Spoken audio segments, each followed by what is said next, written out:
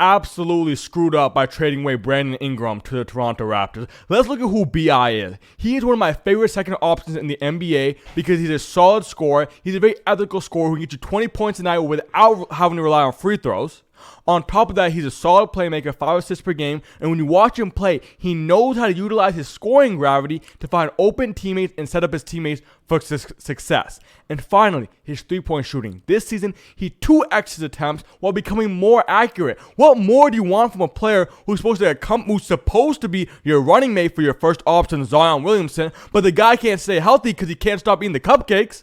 He had to be the first option. He was doing a solid job of that too. So I loved BI as the second option, and the Pelicans absolutely screwed up by trading him away. This was an amazing trade from the Pelicans. I cannot believe they finessed a franchise into giving this much up for Brandon Ingram. You got Bruce Brown, Kelly Olynyk, a first-round pick, and a second-round pick. Bruce Brown alone, I would take straight up over BI. Incredibly overrated player. Not very good at defense. His playmaking is okay. His scoring not that great because he's just not that efficient. I didn't love him as a second option or a first option. There's a reason the New Orleans Pelicans haven't been winning games. The only time they win is when Zion Williamson comes back in because he's the only legitimate star out of all the guys they've gotten. DeJounte Murray, BI, CJ McCollum, all terrible trades. I don't know if they had a staffing change at the front office because this is the first good decision they made in like the last 5 years.